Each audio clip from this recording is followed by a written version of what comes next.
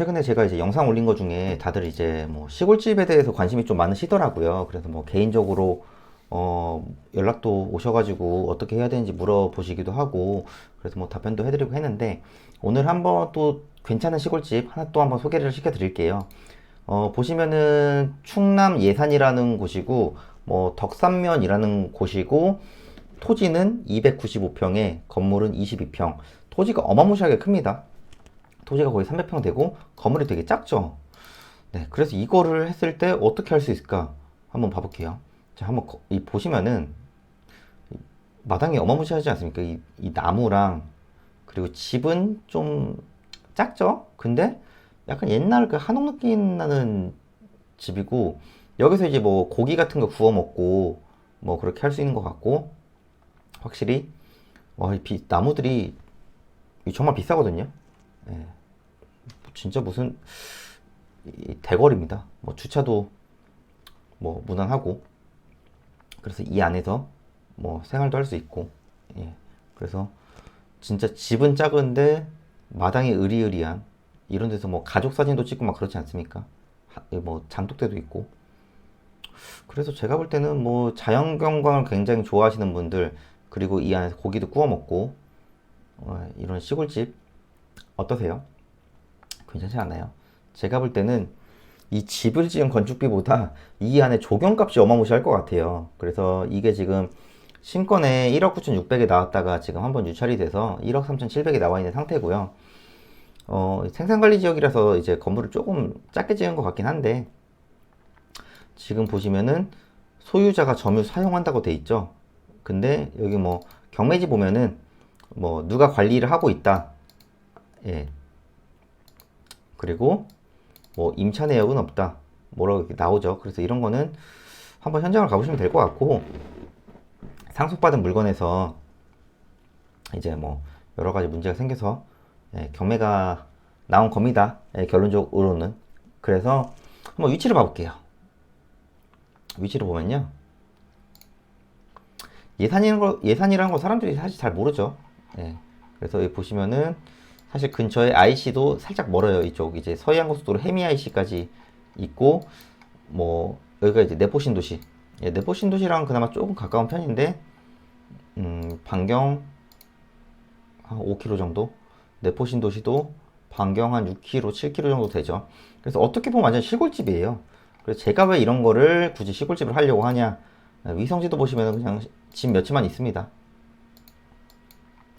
입구를 아마 이쪽으로 들어가는 것 같거든요. 예, 이 집 같아요. 지금 이 위에 집 같고, 주차는 이렇게 하고 이렇게 올라가는 것 같아요. 그래서 사실 이 위에만 보더라도 주위가 되게, 주택이 완전 밀집은 아니고 듬성듬성 있기 때문에 제가 볼 때는 그렇게까지 소음 문제도 별로 없을 것 같고, 그리고 일단은 집 자체가 뭐 이런 조경이라든가 이런 게 어마무시하고, 딱 집 크기로 봤을 때가 딱 1인 딱 한 가족 있을 정도로 굉장히 괜찮습니다. 그래서 여기 뭐 마당에 애들 좋아하는, 요즘에 여름이니까 좀 풀 같은 거 만들어 놓거나, 아니 이런데 좀 반려동물용으로 해도 되지 않습니까? 예, 그러면 제가 볼 때는 이런 것도 충분히 500만 원은 나온다고 봅니다. 예, 지금 제가 볼 때 이거 낙찰 받으시면은 땅값만으로도 충분히 본전을 뽑을 수도 있고, 공사비도 그 이상 더 싸게 받을 수 있다고 저는 생각을 하거든요. 예, 누군가는 시골집이 뭐 1억이 넘냐라고 할 수 있겠지만은, 여기에 들어간 공사비와 여러 가지 비용을 생각하시면은 그렇게 비싼 거라고 생각이 안 드실 수도 있습니다. 자, 그러면은 이런 시골집을 어떻게 하냐? 예산을 하게 되면은 수익 분석을 어떻게 하냐면요, 예를 들어 내가 예산이라는 곳을 하게 된다. 그러면 예산 인근에 실제로 시골집을 하는 지역을 한번 좀 찾아보세요. 여기가 예산이면은 옆에 뭐 삽교도 있고, 옆에 이제 서산이죠. 서산도 있고, 좀 이런 홍성, 이런 도시 쪽에서 실제로 시골집을 하시는 분들을 찾아보시고, 생각보다 많이 하고 있을 거예요.